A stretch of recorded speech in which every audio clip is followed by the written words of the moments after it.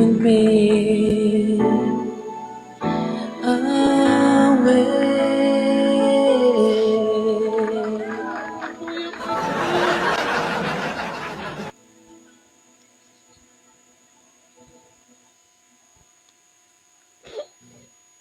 Wala mayak dyan. Nakakanta mo. Hindi kasi, Ate Angel kasi yung papa niya kasi, Maayos pa ako. Tapos ano, isang taon na kasi yung papa niya, isang taong patay na. So, ngayon magsa-celebrate yung papa niya ng anniversary this, July ba? Tama ba? July? July na? July na. So, kaya siya naiyak kasi namimiss na yung papa niya. Namimiss na niya. Tapos yung kinanta ko, Ate Angel, yung kasi yung favorite song niya para sa papa niya. Ba't gano'n ba? Gano'n ba? Himik naman tayo kanina. Pinaiyak. Oo, 1 year na po. Okay Kaya, na yung buhay ko. kaya na ano siya, na-miss niya yung papa niya. Guys, kanina ako lang yung nag-a-advise dito. Tapos kayo.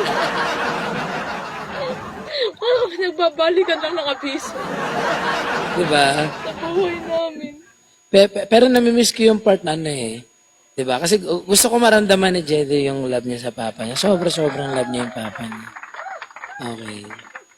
Kaya, dahil dyan, Jedi, gusto ko lang sabihin sa'yo na gusto kong kantahin yung part ng chorus kasi maganda kasi siya. Ay, my God. Gotta make a way where the seas have been away. Rivers and waves we cannot see. He will make a way from me.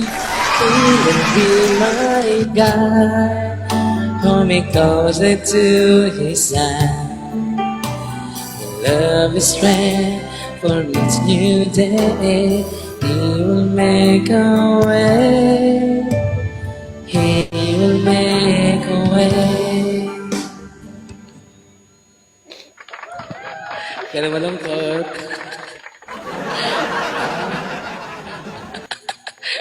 Namimiss niya yung papa niya. Sobrang... Yung puppet ko na lang yung pinaaltok ko sa ano. Sino? Sino pa pakusap mo sa akin? Si Jennifer? Tatampaling ko yan. Tatampaling ko si Jennifer. Oo, namiss niya kasi. Kasi ako, Ate Angel, may papa rin ako. So, yung papa ko naman is still alive right now kasi nakasurvive din siya sa cancer. So, yun talaga pagka ganun. Minsan nararamdaman mo yung yung lungkot sa part na yun. Pero unti-unti naman na masarap sa feeling na inaalala mo yung pagmamahal mo sa magulang mo, sa parents mo, sa nanay mo, sa tatay mo. So, nakakamiss kasi yun. Kaya na-miss lang ni Jedi yung papa niya. Kasi sabi ko 1 month lang. Ito naman. In-advance mo naman yung ano. Oo. Huwag ka na malungkot. Ikaw naman pinapasaya lang. Alam mo, sa kabila ng lungkot. Dami na. Ayan, sa lahat po naman viewers ko dyan, guys, pakidrop po ang sending love heart. Pakisend po ng emoji heart dyan. Ayan, love po tayo dito lahat, guys. So, huwag ka na malungkot. Ayan.